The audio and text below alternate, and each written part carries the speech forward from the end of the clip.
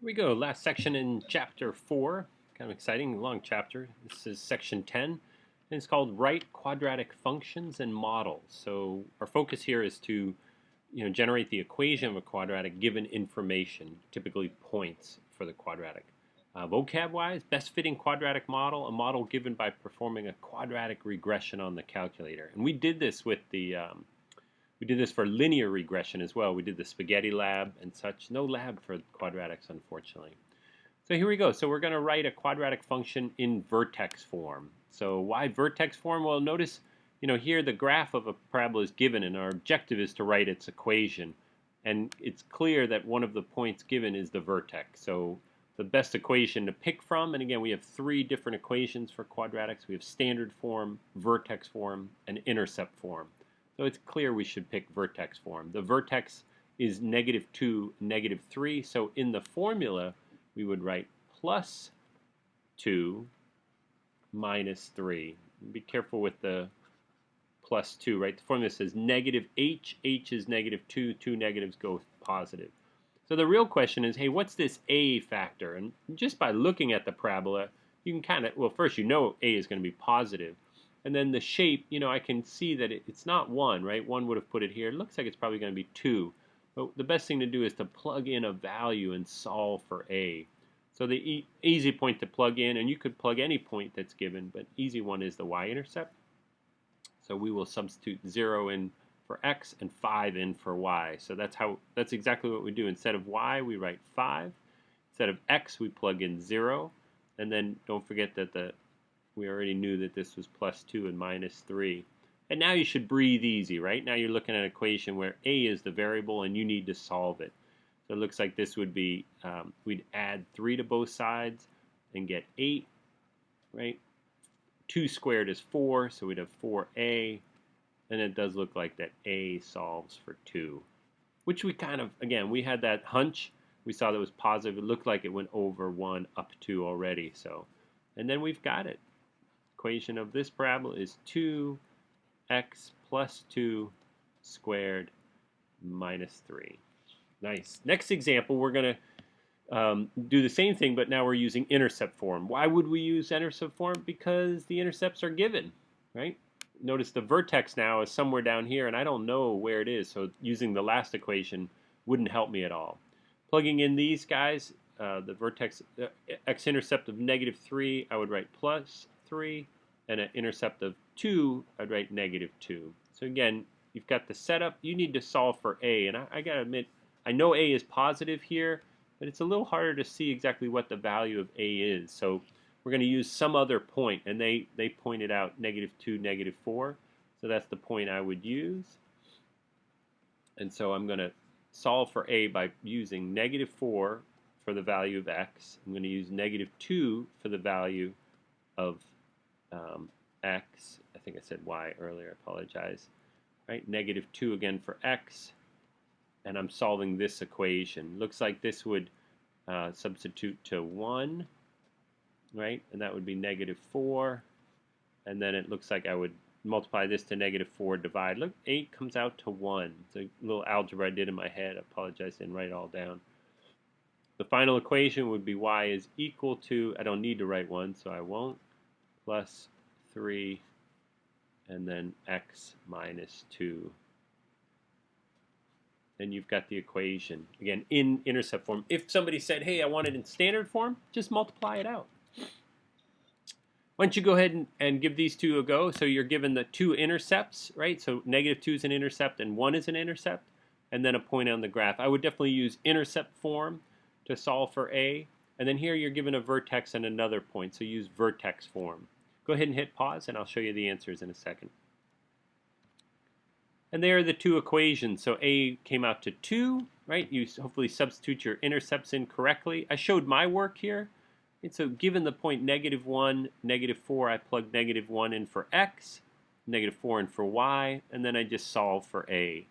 And then when you write the final equation, make sure you put that value of a into the equation. Here, the vertex quickly drops in, right? 2 goes in as x minus 2 and y plus 1. Solving for a, I used the given point 0, 4. I plug 0 in for x.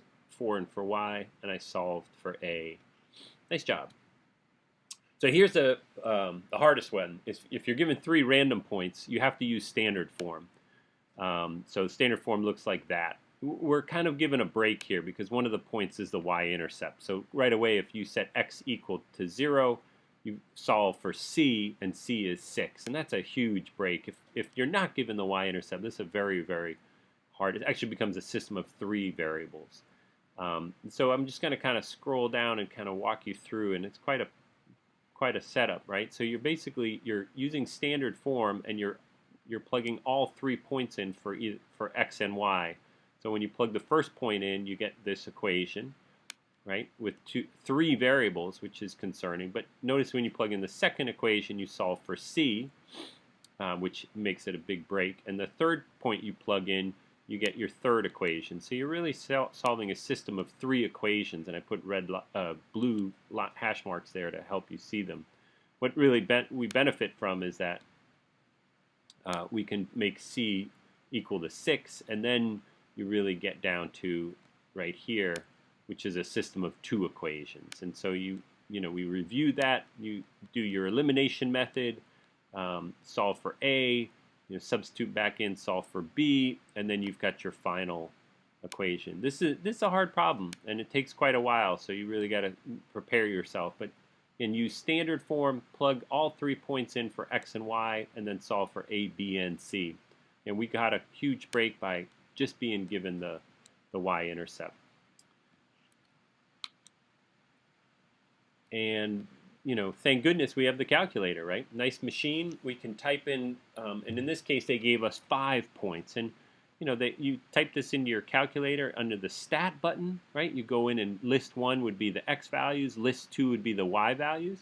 You could take a quick look and see if you can see a parabolic shape, right? If these 5 points are a straight line, it doesn't make a whole lot of sense to try to fit a parabola, to find the equation of a parabola. But you can see here, let me even show you. I mean, this is, you can see with your eye, hey, that's, a parabolic shape. I would like the calculator now to fit a line to it. So we use quadratic regression, which I believe is the button number 5. Yeah, so you would go to stat calculate number 5 and hit quad regression, and it calculates the values for a, b, and c. So you should be sitting back going, wow, that, the last example, we had to do that with a system of equations, and your calculator will do it for you. And then we graph the parabola on top of the points, and we're, of course, wowed by how closely we do actually fit this parabola. So it's probably a good idea if you tried to do this. So problem 3 here, this is the system. So you should plug in, notice again, and I changed it. The book gave us a harder one than they gave an example for us. I didn't think that was fair, so I switched the problem on you.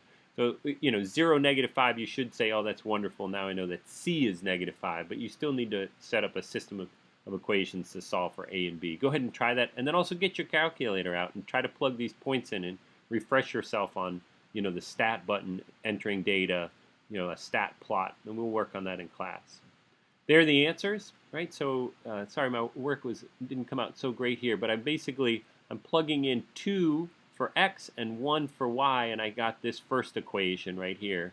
We put a box around it. So I've got a nice equation with 2 variables, right? C I knew was -5, so that's a huge break. Then I plugged in the second point, 3, 1, 3 for x, 1 for y, and again, I set c to -5. I have another equation. I didn't show you my work for solving this system. I'm pretty sure you're pretty good at it.